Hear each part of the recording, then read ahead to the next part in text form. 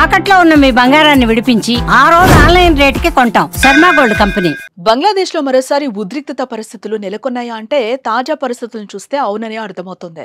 రిజర్వేషన్ల కోటా అంశంతో బంగ్లాదేశ్ రణరంగంగా మారగా 15 ఏళ్ల పాలనకు ముగింపు పలుకుతూ మాజీ ప్రధాని షేక్ హసీనా ఈ దేశాన్ని విడిచి పారిపోయి ప్రస్తుతం ఇండియాలో తలదాచుకుంటూ ఉండగా ఆ దేశాన్ని పాలించే బాధ్యతను నోబెల్ శాంతి గ్రహీత మహమ్మద్ యూనస్ చేపట్టారు. ముఖ్యంగా తాత్కాలిక ప్రభుత్వ అధినేతగా మారి దేశాన్ని పాలిస్తున్నారు. తాజాగా ఆయన తన పదవికి రాజీనామా చేయబోతున్నట్లుగా వార్తలొస్తున్నాయి. దేశంలో రాజకీయ పార్టీల మధ్య సఖ్యత లేకపోవడంతోనే ఆయన నిర్ణయం తీసుకున్నట్లుగా సమాచారం. ప్రస్తుత రాజకీయ ఉద్రిక్తతల నేపథ్యంలో మహమ్మద్ యూనస్ త్వరలోనే తన రాజీనామా నిర్ణయాన్ని అధికారికంగా ప్రకటించే అవకాశం ఉందని అంతర్గత వర్గాలు చెబుతున్నాయి.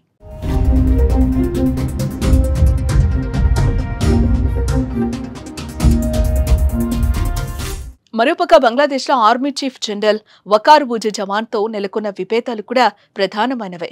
హసీనా రాజీనామా తర్వాత వీరు కలిసే ఉన్నప్పటికీ ఎన్నికల నిర్వహణ, సైనిక వ్యవహారాల్లో జోక్యంతో సహా యూనస్ తీసుకుంటున్న పలు నిర్ణయాల విషయంలో వీరి మధ్య విభేదాలు ఏర్పడినట్లుగా సమాచారం. 2026 జూన్ నెలలో ఎన్నికలు జరుగుతాయని యూనస్ పేర్కొనడంపై దేశంలోని కొన్ని పార్టీలు అభ్యంతరం వ్యక్తం చేస్తున్నాయి. ముఖ్యంగా ఏ విషయంపై మాట్లాడుతూనే వకార్ కీలక వ్యాఖ్యలు చేశారు.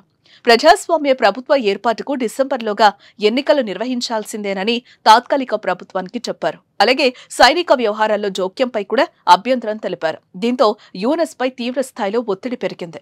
84 ఏళ్ల వయసు కలిగిన ఆయన వీటిని తట్టుకోలేకపోతున్నట్లు కూడా ఆయన సన్నిహితులు చెబుతున్నారు.